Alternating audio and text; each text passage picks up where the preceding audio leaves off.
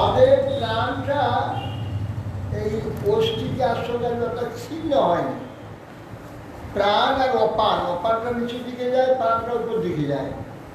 প্রাণটা যখন ছাড়ি তখন ও টানে, অপানটা টানে, তখন শ্বাসটা নিতে পারে। ঠিক আছে? আবার শ্বাসটা নেওয়ার পর আবার ছাড়লে ও উঠে আসে, অপানটা উঠে আসে, ও আবার টানে, টানলে তখন শ্বাস নেই। কিন্তু ওটা মৃত্যুর সময় রেখে দিই, এটা কাটা হয়ে যায়। যখন শ্বাসটা চলে যাওয়ার পরে আর শ্বাস নিতে পারে, তাহলে আমাদের কিছু কাটছে না, তারা বন্ধ হয়ে গেছে। প্রাণ উপান ছিন্ন হলে মৃত্যু। যতক্ষণ প্রাণ উপান চলবে কাল, ততক্ষণ জীবন থাকবে।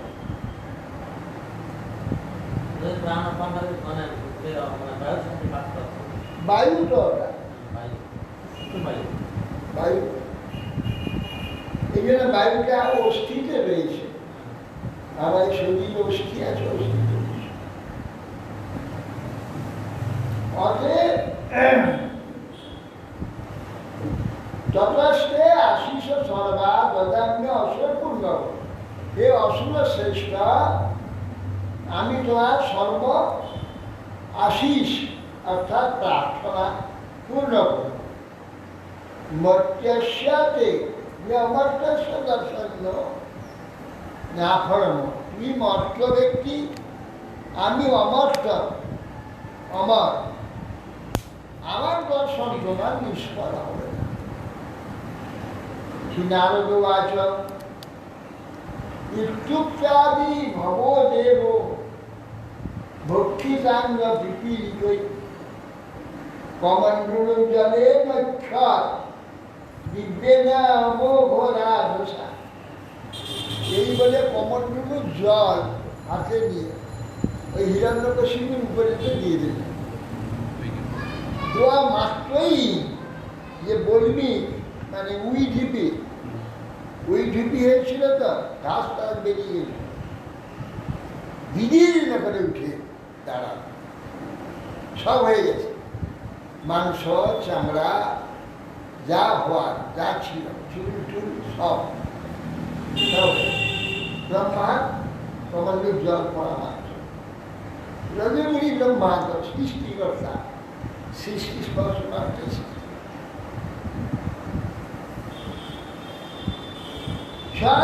কিচক বর্ণিকা সহজ বলান্বিত সর্বাবয়ব সম্পন্ন বজ্র সংহরণ যুবা উত্থিত স্তপ্ত হে মাম বিভাগ সুবিবেগ।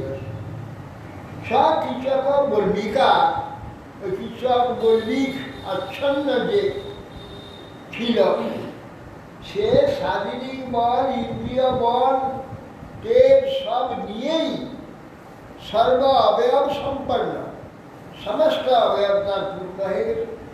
বজ্র সংহরণের একটা বজ্রের ন্যায় দৃঢ় প্রত্যেক যুবাটা, হ্যাঁ বজ্রের ন্যায় শক্ত শরীর এক যুবক উঠে দাঁড়ায়। উত্থিত তপ্ত, গায়ের রং তপ্ত সোনার ন্যায়, তপ্ত স্বর্ণবাদ গায়ের রং, যেন বিভাবে সেজেছিল কাষ্ঠের মধ্য থেকে অগ্নি যেমন প্রকটিত হয়, কাষ্ঠের মধ্যে অগ্নি প্রকাশের নেয়, ওই হিরণ্যকশিপু তার থেকে বেরিয়ে পড়ে।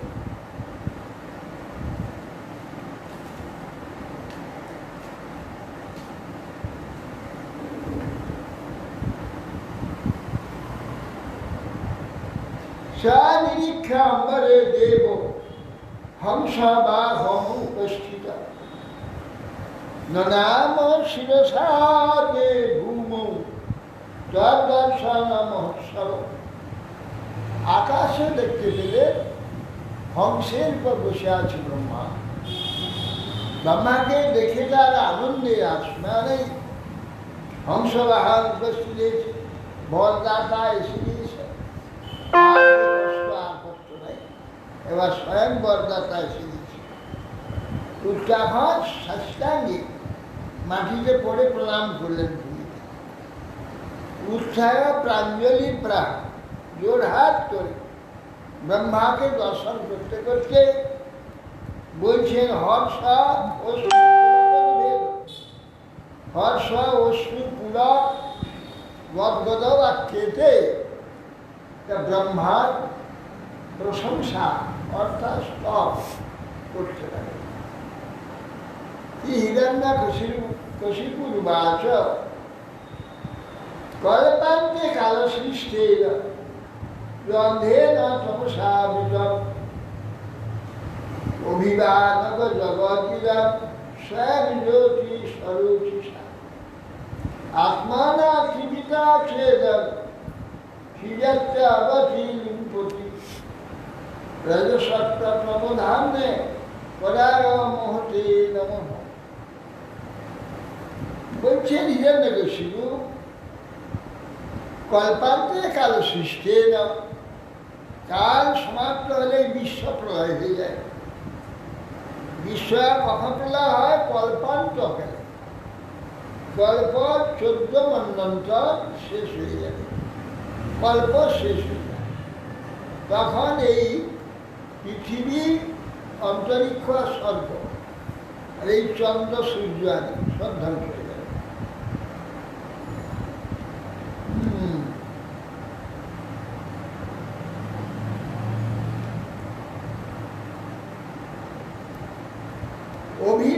অভিজ্ঞানক জগৎ তখন কি হয়? এই যে বিশ্বটা অন্ধকারে ডুবে যাবে, চন্দ্র সূর্য তো নষ্ট হয়ে যাবে, অগ্নিও থাকবে না, সব অন্ধকার হয়ে যাবে। অন্ধকারে ডুবে যাবে। স্বয়ং জ্যোতি সরচিষ তমগুণের দ্বারা আবৃত এই জগৎকে পুনরায় স্বয়ং প্রকাশ করবেন। আপনি স্বয়ং প্রকাশ করেন, প্রকাশিত করেছেন। বিষ্ণু এটা করেছেন, ব্রহ্মা বিষ্ণু মহেশ্বর এই তিনকে এক করে দিয়েছেন। স্বয়ং প্রকাশ ওই অন্ধকার এক রাত্রি পর্যন্ত থাকে, ব্রহ্মরাত্রি, মানে ওই 14 মন্বন্তর কাল রাত্রি হয়। যে 14 মন্বন্তর কাল দিন হয়, ওই 14 মন্বন্তর কাল রাত্রি ব্রহ্মা ঘুমাবে, সহস্র যুগ ভগবান ও ভগবানেতে ঘুমিয়ে থাকে, ভগবানের মধ্যে ঘুমিয়ে থাকে। 14 এক মন্বন্তর গায়ে 71 চতুর্থী।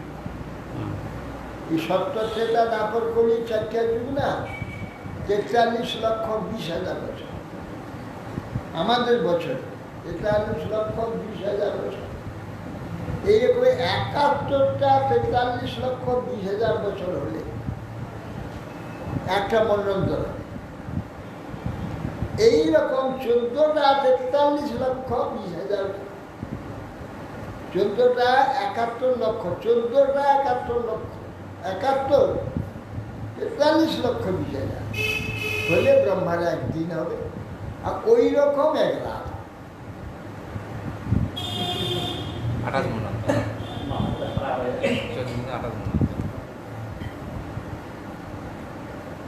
এখন এইসব আজকালের সব ছেলেপেলেরা শিক্ষিতরা বলে এইরকম এইভাবে সৃষ্টি, এইভাবে ধ্বংস হবে।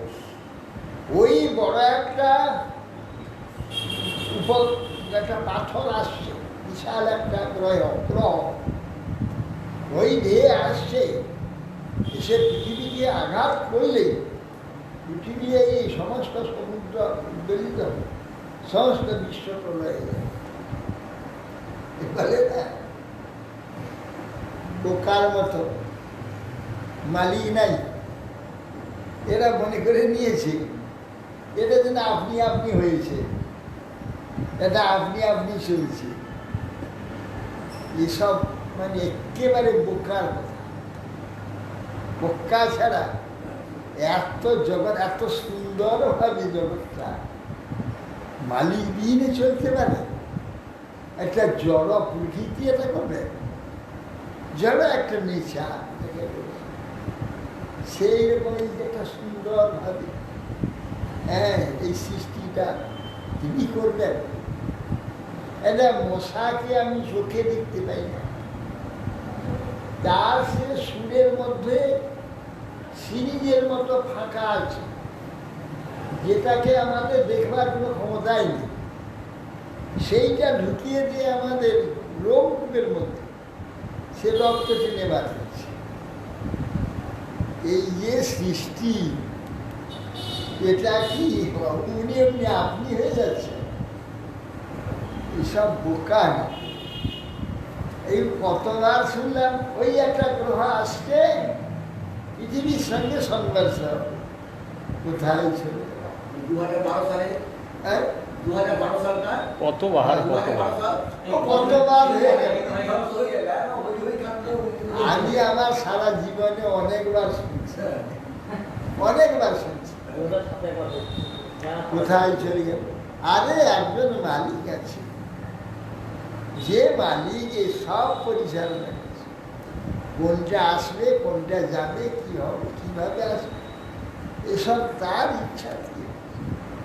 আমি বলেছিলাম যদি এটা হয়ে যায়, যদি ওটা হয়ে যায়, তাহলে পৃথিবীর কি হবে? বলে বাবা এসব কোনো কথা নেই, একজনের ইচ্ছাতেই সব হচ্ছে, তার ইচ্ছা ছাড়া পত্রটি নড়বার ক্ষমতা নেই, সব তার ইচ্ছাতে। এইগুলো হচ্ছে বর্বর মানুষের লক্ষণ। এরা যা এই দেখ যে মহামারীটা বলছি আপনি আপনি হয়েছে, আমার তো বলছি চীনে, চীন ওটা চীন থেকে এটা হয়েছে, চীন এটা ওখানে বা পরীক্ষা বা করলো কেন, বা ফসকে বেরিয়ে করলো কেন? ওটা তো সেই ল্যাবরেটরি টেস্ট হচ্ছে। ল্যাবরেটরি কি প্রদেশ ওটা বলে? উহান প্রদেশ। উহান প্রদেশে যে ল্যাবরেটরি আছে ওখানে সমস্ত ভাইরাস পরীক্ষা ওখানে হয়, 1000 ভাইরাস পরীক্ষা, বিরাট ল্যাবরেটরি। তো সে পরীক্ষার মধ্যে একটা ভাইরাস বেরিয়ে পড়লো কি করে? তা নয়, ভগবত ইচ্ছা যা কিছু লোকের পাপের চরম অবস্থায় পাপের সীমানায় পৌঁছে গেছে, এগুলিকে মরতে হবে। যেগুলি মরবে সেগুলো মরতে হবে, এগুলো মরা না হওয়া পর্যন্ত এরা বন্ধ হবে না। আর তাদের সংসর্গে কিছু ভালো লোকও মরতে পারে তো? হ্যাঁ, তাদের সংসর্গে কিছু ভালো লোকও তো মরতে পারে। ভালো লোক যে মরতে পারে ওই সেই ভীমের মতো আর কি। সেটা সংসর্গটা দোষে হতে পারে, হ্যাঁ, নাও হতে পারে। নাও হতে পারে। কেননা বহু লোক মরে গেল, তার মধ্যে কয়েকজন 2-4 জন বেঁচে গেল, কেন বাঁচল? এমন তো দেখা যায়, বহু লোক মরে যায়, তার মধ্যে 4 জন বেঁচে গেল। মানে কিছু সংসর্গে বাস অ্যাক্সিডেন্ট হলে, ট্রেন অ্যাক্সিডেন্ট হয় হলে, হয়। তো অনেক লোক তো মরে যায়, কিন্তু কিছু জন বেঁচে যায়।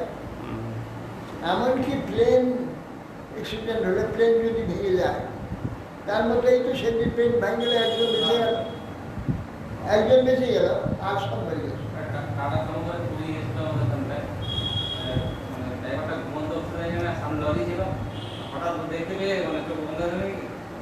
কাটিয়ে গেছে, পেছনে গেলে গেছে, পেছনে সঙ্গে সঙ্গে 5 জন মরে গেছে, 2 না 3 জন বেঁচে গেছে। ও ঠিক বাঁচাবার দেখে বাঁচিয়ে যায়, নিতান্ত নিজের বাঁচবার না থাকে তো মরতে আসে। একজন মালিক আছে, সে মালিকটা কোনো দূরে বসে নেই, সে মালিকটা আমাদের সকলের হৃদয়ের মধ্যে বসে আছে। কিভাবে কি কাজ হবে সেই ব্যবস্থা করে দেবে।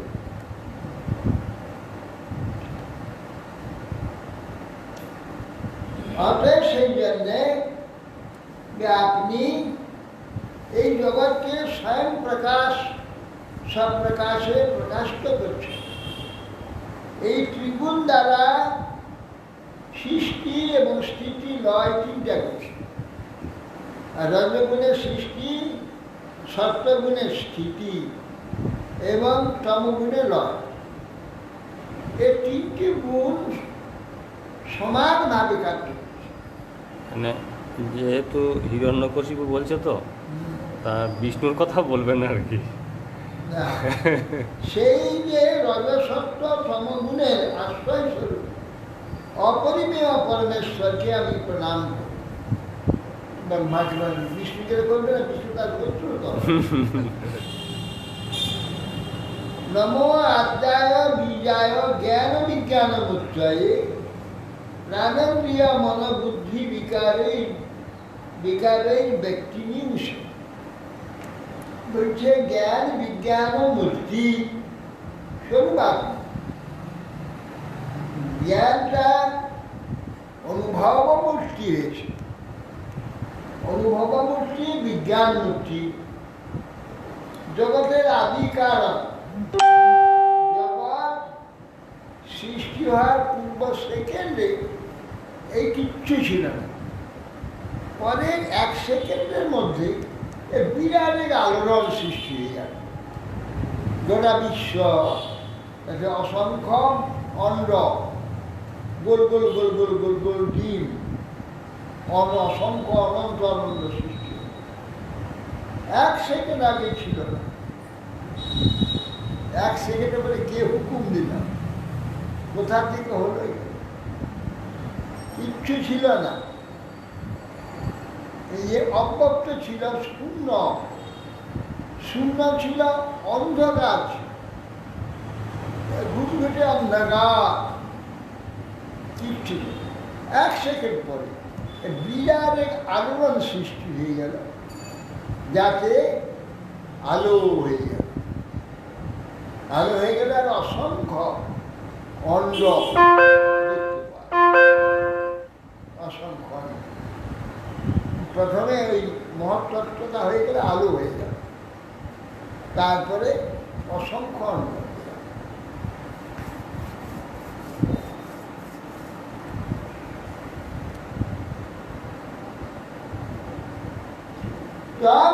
সে জগত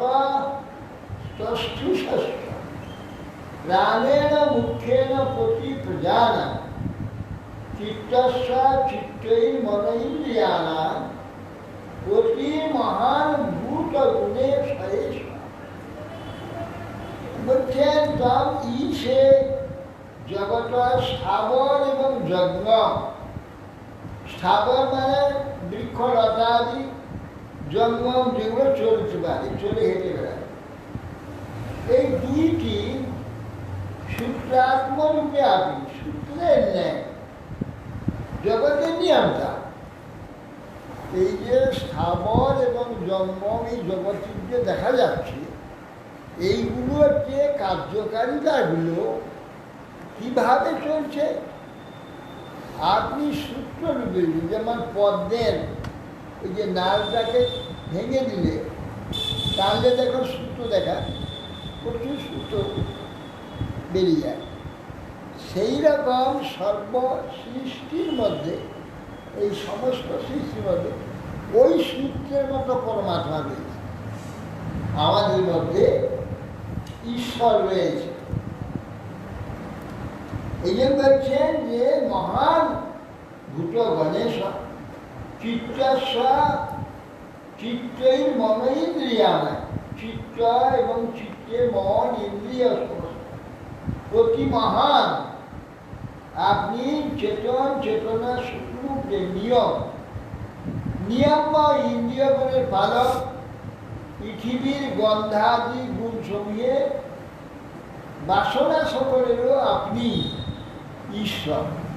যাবতীয় শরীরের এবং আমাদের মনের ইচ্ছা আদি সব কিছু, সব মূল গোড়া হচ্ছে তার সপ্ততন্ত্র বিচনসী তন্নাচর্যা চাতুর্ভত্র অবিদ্যয়াচ তমেক আত্মাত্মবতাম অনাদি অনন্ত পারক পরিসন্তরাত্মা। বলছেন যে আপনি বেদত্রয়ী আছে। বেদ মানে জ্ঞান, জ্ঞানের ত্রয়ী মানে শব্দত্রয়ী। শব্দত্রয়ী মানে বেদকে শব্দত্রয়ী বলছে। আর শব্দ তিন জায়গা থেকে সৃষ্টি হয়, কণ্ঠ, তালু আর মাথা। এই অ উ ম, এই তিন জায়গা। ও প্রথমে এই তিনটি সৃষ্টি হয়েছিল, অ উ ম, কণ্ঠ, তালু, মষ্ঠা। এই তিন জায়গায় শব্দ প্রকাশিত হয়। আমরা যত কথা বলছি সব এই তিন স্থান থেকে সৃষ্টি হচ্ছে। তোমাদের ওমকারটা এটা সর্বর্ণ অজ্ঞানের মধ্যে করে না, অ উ ম, অ তো সর্বর্ণ, উ তো সর্বর্ণ, ম তো নেই। করে নেই হুম? ওমকার কোনদিন করে নাই, কথা বাবা করে দিয়েছেন। ওম তো হচ্ছে সেটা বেদ যারা পড়বে, ওম অগ্নি নীলে পুরোহিতম যজ্ঞেশ্বরী। প্রথমে বেদ মাতা গায়ত্রী, ওম ভূ ভুব, ওইখানে প্রথমে হচ্ছে শব্দত্রয়ীর মূল হচ্ছে, শব্দের অসম্যক প্রকাশ হচ্ছে ওম, শব্দ ব্রহ্ম। শব্দ ব্রহ্ম হচ্ছে বেদ। এই জন্য বেদমাতা গায়ত্রী, গায়ত্রীর মূল হচ্ছে ওম। ওম হচ্ছে তিন জায়গা থেকে সৃষ্টি হয়, কণ্ঠ, তালু, মস্তক, ত্রয়ী। এই জন্য সপ্ততন্ত্র বিতনুষ্কন্যা চর্যা চাতুর্থক বিদ্যা। আপনি বেদত্রয় মূর্তিতে চারজন হোতার দ্বারা অনুষ্ঠিত যে যজ্ঞ বিস্তার করে, যজ্ঞ বিদ্যার দ্বারা অগ্নিষ্ঠমান যজ্ঞের বিস্তার করে। কেন যজ্ঞের বিস্তার করেন? না, এই যজ্ঞ থেকে বিশ্ব সৃষ্টি হবে। ভগবান ব্রহ্মা যজ্ঞ করেছে। সবাইকে বলে আমি কি কথা, যজ্ঞেতে ঘি ঢাললো, আগুন জ্বললো, তার দ্বারা কি জগৎ সৃষ্টি হবে? এইসব স্থূল বুদ্ধি সম্পন্ন এরা বুঝবি কি করে? যজধাতু যজনে, যজ্ঞ যজধাতু, অন্তস্থ য বলছে ইয়জ, ইয়জ ধাতু যজনে, ইয়জটা যুক্ত হয়, যোগ করবার জন্য। এই জন্য আমাদের বিজ্ঞান এখন সৃষ্টি করছে সব প্রযুক্তি, না প্রযুক্তিবিদ্যা। যুক্ত না হলে কিছু সৃষ্টি হবে না। যা কিছু সৃষ্টি করছে এখানে প্রযুক্তির দ্বারা। একটা পদার্থ আর একটা পদার্থ নিয়ে কোন পদার্থ কিভাবে যুক্ত করলে তবে একটা সৃষ্টি হবে, একে বলে প্রযুক্তি। আর এই প্রযুক্তির নামই হচ্ছে যজ্ঞ। আমার মনটাকে ঈশ্বরের সঙ্গে যুক্ত করতে হবে। আর ঈশ্বরের সঙ্গে যে যুক্ত করবো, কি দিয়ে করবো? মাধ্যম সেই তো, তার শব্দ মাধ্যম হবে, এবং শব্দ মাধ্যম হবে, তার সঙ্গে কিছু উপহার ঈশ্বরকে দেবে, তবে যজ্ঞ। ঈশ্বরের সঙ্গে সংযোগ করবার জন্য কি আমার চিত্ত ঈশ্বরের সঙ্গে সংযোগ হবে, সংযোগের নাম যজ্ঞ। এবং সেটা ওই হবির মাধ্যমে, হ্যাঁ, ওম নারায়ণায় স্বাহা, ঈশ্বরের সঙ্গে যোগ, ঈশ্বরের সঙ্গে চিত্তে যোগ হলে তবে সে চিত্ত নির্মল হবে, শুদ্ধ হবে, পরিষ্কৃত হয়। নির্মল চিত্তেতে ভেসে উঠবে বস্তু, যা সে পড়তে যাচ্ছে, যা সে চাচ্ছে, সেইটা প্রকাশ হবে, চিত্তের মধ্যেই প্রকাশ হবে। যেমন যদি আমি কিছু একটা আবিষ্কার করতে হবে, কী করতে হবে? চিত্রটাকে শুদ্ধ করতে হবে, একাগ্রভাবে চিন্তা, দীর্ঘদিন চিন্তা করছে, দীর্ঘদিন চিন্তা করছে, দীর্ঘদিন চিন্তা করতে করতে একদিন দেখতে পাবে সেই চিত্তের মধ্যে সে বস্তু। যজ্ঞটা তাই, দীর্ঘদিন যজ্ঞ করতে করতে ভগবানের সঙ্গে চিত্তকে যোগ করতে করতে চিত্ত শুদ্ধ, শুদ্ধ চিত্তে সে যা চাচ্ছে সব পাবে। যেন যোগীরা এক জায়গায় বসে বাবা পৃথিবীতে কোথায় কী হচ্ছে সব বলবে, সব দেখবে কোথায় কী হচ্ছে সব বলবে যোগের দ্বারা। ওরা চিত্তকে তৈরি করে নিয়েছে, তৈরি চিত্ত, এই যে দিনে চিত্ত দিবে সেটা হবে। আবার কি সেই ইচ্ছা করবে সৃষ্টি হয়ে যাবে, কিছু একটা সৃষ্টি করবার ইচ্ছা করবে, সঙ্গে সঙ্গে সৃষ্টি। একজন যোগীকে বলছে একজন, আমার তুমি তো বাবা বড় যোগী, এটা বন্ধুর মতো আর কি, তো বহুদিন থেকে যোগ করছে, তার কি বন্ধু আছে, পুরানো বন্ধু এসে দেখা করতে এসে তাই দেখা গেছে। তখন বলছে দুজন বেড়াতে বেরিয়েছে, তখন বলছেন যে তুমি যে শুনছি খুব বড় যোগী আছে, আমাদের খুব ক্ষুধা লাগছে, আমার কিছু খেতে দাও। কী খাবে বলো, কী খাবো? যা খাবো দিবে। হ্যাঁ দেবেন কেন, চা তোলা বলো তো কী খাবো। বলছে তাহলে সে রাস্তায় বেড়াতে বেড়াতে রাস্তাতে বলছে, বলে আমি গরম গরম লুচি আর কুমড়ো ছমকা আমি খেতে চাইছি। চোখ বন্ধ করো, চোখ বন্ধ করলো, তবে থাকা দেখে দেখে মুখের কাছে একটা থালা পাতা আছে, ধোঁয়া উঠছে, এই লুচিগুলো রয়েছে আর কুমড়ো ছমকা রয়েছে, খাও। কেউ খেতে আরম্ভ করে কুমড়ো ছমকা নিয়ে লুচি খাচ্ছে, হ্যাঁ পেট ভরি, পেট ভরি, আর খেতে পারবে, খান চার পাঁচ রয়ে যাবে, আর খেতে পারবে না, এই একটু ছমকা রয়ে গেছে, আর খেতে পারবেন না। তুমি এটা কী করবে তাহলে? আমি এটা খেতে পারলাম না, চার পাঁচশো রয়ে গেল। বলে আরে কী করবো আমি, তোমার চিন্তা দরকার, তুমি খাবে কি না বলো? না আমি আর খেতে পারবো। ঠিক আছে, তা কি আছে কোথায়? আস্তে আস্তে সেই লুচি মিলিয়ে গেল, ওই তরকারিটা মিলিয়ে গেল, থালাটাও মিলিয়ে, থালা তরকারি সব পারবে না। এই সবটা যোগীরা পাবে, যা ইচ্ছা করে সৃষ্টি করে, চিত্তটা তৈরি করতে হবে। এই জন্য আমরা এসেছি ঈশ্বরের আরাধনা করি, কিসের জন্য সংসারটা করেছে? চিত্তটাকে তৈরি করেছে। কিসের জন্য সাধনা, কিসের জন্য ত্যাগ তপস্যা, কিসের জন্য সংযম, এ সবই তো চিত্তটাকে তৈরি করে।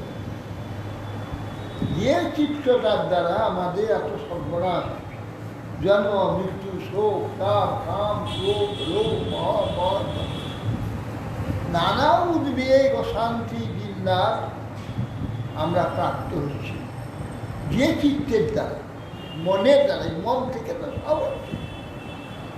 এই মনটাকে শুদ্ধ করতে হয়। মননা প্রায়তে যস্য ইতি মন্ত্র প্রকীর্তিত।